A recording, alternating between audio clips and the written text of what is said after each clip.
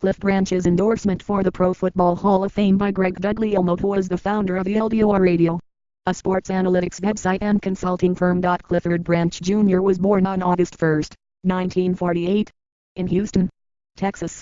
He graduated from Colorado in 1972 and was selected by the Oakland Raiders in the 4th round, 98th overall, of the NFL Draft. Branch played his entire 14-year career with the Raiders, 1972 to 1985, spanning 10 seasons in Oakland and 4 in Los Angeles. The All-Pro wide receiver was a cornerstone of Raiders teams that made 7 AFC championship games and won 3 Super Bowls in the 1970s and 1980s. Branch has been HOF eligible since 1991. He was a semi-finalist in 2004 and 2010.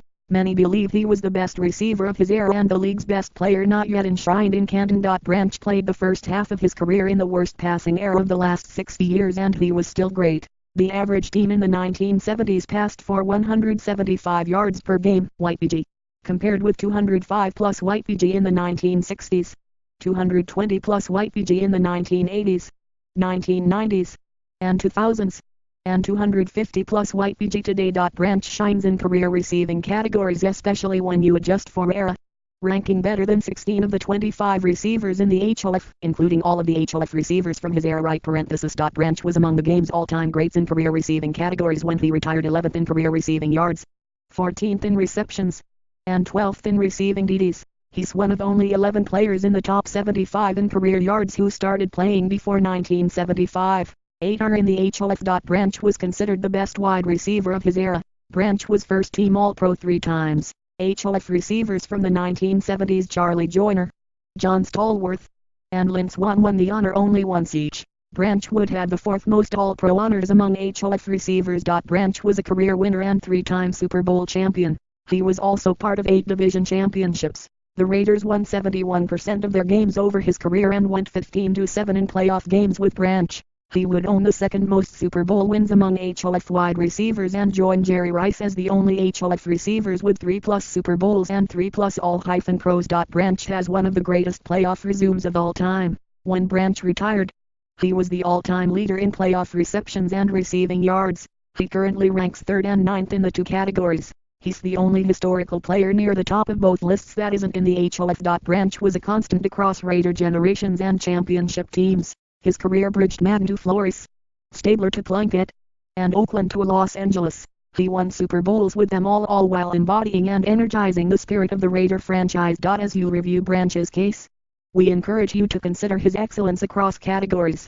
Few players in history combine elite regular season and playoff production, All-Pros, Super Bowls, franchise longevity, and the reputation as the best of their era like Cliff Branch does. The importance of era when evaluating wide receiver performance. When considering the careers of professional football players, it can be tempting to look at traditional career statistics to establish a basic understanding of where a player ranks historically. For wide receivers, this would normally mean receptions and receiving yards. But players earn their stats in very different eras. The game has changed considerably over time, from rules to season length to offensive and defensive trends. Science, conditioning, and recovery have also evolved, generally affording modern players the benefit of longer careers. To help put the importance of era adjustment in perspective, let's take a quick look at 2 relatively straightforward topics. 1. Regular season length and 2. Trends in NFL offense. The regular season was 10-12 games from 1935 to 1959 over 1960.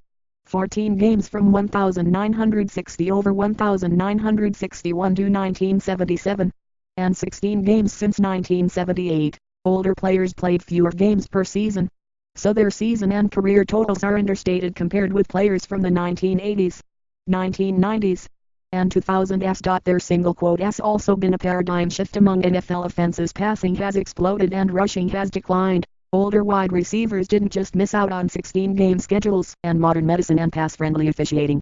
They missed out on record levels of passing in the NFL. Consider this in Cliff Branch's rookie season, 1972. NFL teams averaged 25 pass attempts and 169 passing yards per game. Last season, 2016, teams averaged 36 pass attempts and 256 passing yards per game.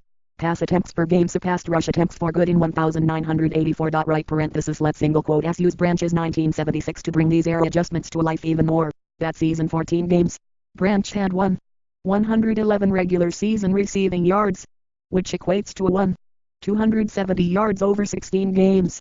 Branch was a first-team All-Pro, and Oakland beat Minnesota 32-14 in Super Bowls. Last season, 270 receiving yards would have ranked 6th in the NFL, a very good result. But don't forget, Branch achieved that total when teams averaged only 173 passing yards per game. Teams today pass for 256 yards per game, or 1.5x the amount they did in 1976. The modern-day equivalent of Branch's 1976 performance is an astounding 872 receiving yards. That single quote asks how important it is to consider players in context of when they played. Branch played the first half of his career in the most pronounced low-pass era of the past 60 years, and he was still great. In the next section we'll see how he ranks among Hall of Fame wide receivers. Cliff Branch's career is worthy of the Hall of Fame. Cliff Branch currently ranks 72nd all-time with 685 career receiving yards, but as we saw in the previous section, some receivers' totals are hurt by the fact that they played in low pass eras, while others are inflated because they played in 16-game high pass eras. A variety of methods exist to level the playing field when evaluating wide receiver performance across generations. The following page uses 3 common methods to show where Branch ranks relative to the 25 modern era wide receivers post 1946 that are currently in the HOF. For example, the LDOR radio method takes a WR's yards per game YPG average in a season and compares it to the YPG average for top tier receivers that year. Think WR1S. Putting up big numbers when everyone else is doing it isn't so special, but putting up big numbers when few others are doing so, like the 1970s, is special. The LDOR radio method rewards that. When Branch averaged 79 YPG in 1976, the average for top tier receivers was only 52 YPG. When Jordy Nelson averaged 79 YPG in 2016, the average for top tier receivers was 67 YPG. Branch was 52% better than other WR1s.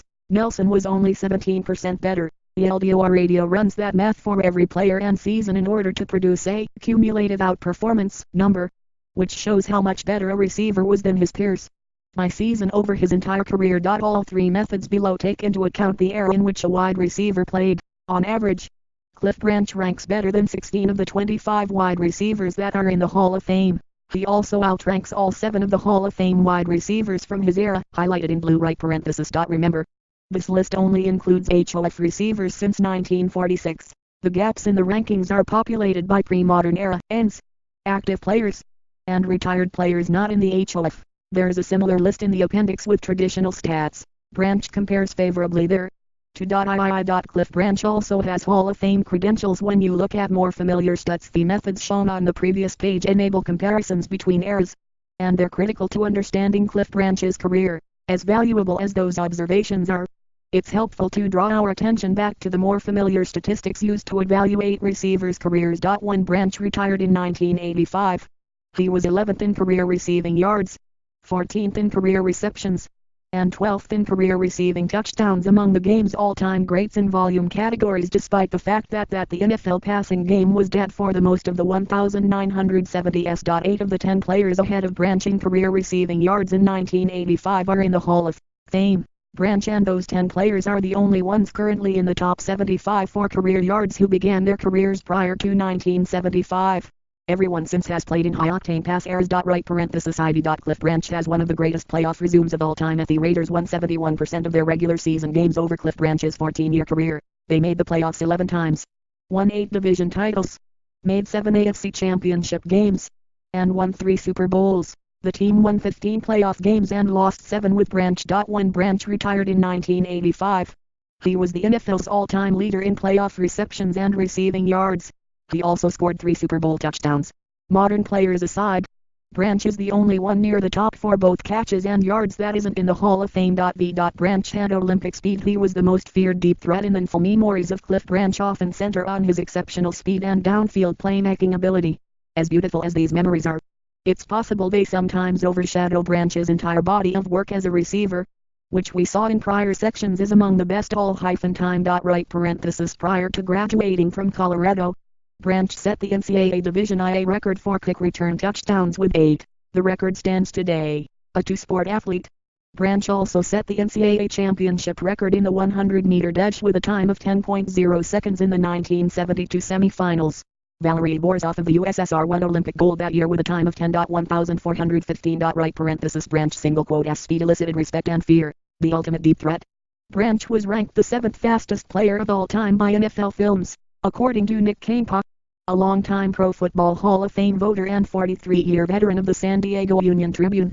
I could not talk to a cornerback in the NFL who didn't think Cliff Branch was the best receiver in the league. Double quote the numbers support these claims. Branch averaged 17.3 yards per reception for his career, a full yard more than other Hall of Fame wide receivers from the 1970s. Charlie Joyner, 16.2, John Stallworth, 16.2, and Lynn Swann, 16.3 and 1.4 yards above the Hall of Fame average. So does the prevailing wisdom of the 1970s. Branch was named first-team All-Pro 3 times. Hall of Famers Joyner, Stallworth, and Swann boast only one first-team nod apiece. If inducted, Branch would have the 4th most first-team All-Pro selections for wide receivers in the Hall. A constant across Raider generations and championship teams. On October 24, 1976, Cliff Branch scored on an 88-yard touchdown pass from Cam Stabler, sparking an 18-14 home victory over the Packers, Oakland's 3rd straight win. The winning streak continued through the Super Bowl. They didn't lose again until Week 4 of 1977. The play was the NFL's longest from scrimmage that season. Branch was in the 3rd year of his prime. On October 2, 1983, Branch took a Jim Plunkett pass 99 yards for a touchdown at Washington. The Raiders lost the game but again went on to win the Super Bowl, this time losing but once more along the way. The play was once again the NFL's longest for the season. This time Branch was a 12-year veteran, 35 years old, and the Raiders had moved to Los Angeles the year before. The two plays are emblematic of Branch's game-breaking abilities as a wide receiver, both in his prime and through the latter parts of his career. On top of that, they exemplify the degree to which Cliff Branch was a constant across Raider generations and championship teams. Branch's 14-year career bridged the tenures of head coaches John Madden and Tom Flores, quarterbacks Stabler and Plunkett, and the franchise's move from Oakland to Los Angeles. Branch made 5 straight AFC title games and won a Super Bowl with Madden and Stabler in Oakland while playing alongside HOF receiver Fred Bilenikoff. He won 2 Super Bowls with Flores and Plunkett, the first in Oakland with Mark Van Eaton in the backfield and the second in LA with Hall of Famer Marcus Allen. Branch was a key player the whole the way through. Double quote their single quote has only been one wide receiver that's typified the Raiders, and that's been Cliff Branch. That's true in a literal sense. Branch would become the 12th Hall of Fame receiver to play his entire career with one team. And it's true in a figurative sense. Branch's pioneering approach and electrifying style of play at once reflected and energized the spirit of the silver and black.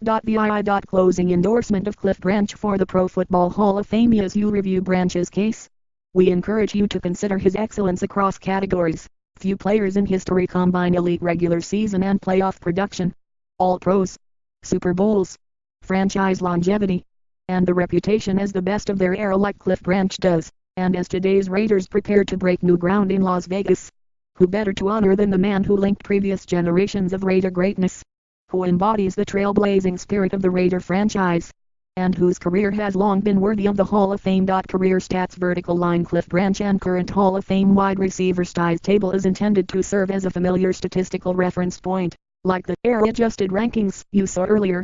This list includes HOF wide receivers since 1946 and Cliff Branch. The players are presented in the same order as the previous table to allow for ease of comparison. Among this group of 25 HOF receivers, Branch is well above the median in terms of playoff production, All-Pro selections, and championships.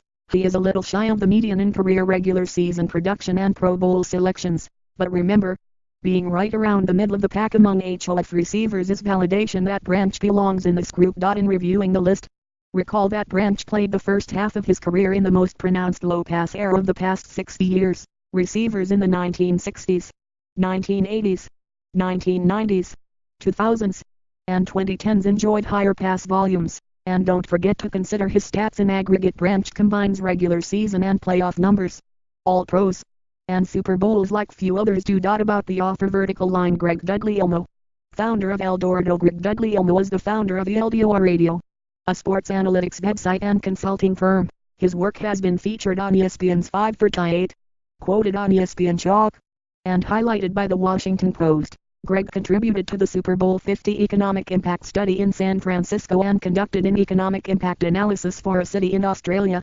centered on a bid to host the Commonwealth Games. He has an MBA from the University of California, Berkeley and a BA in government from Georgetown University. Prior to ELDOR Radio, he spent nearly a decade in financial services. A native of New York, Greg currently resides in San Francisco.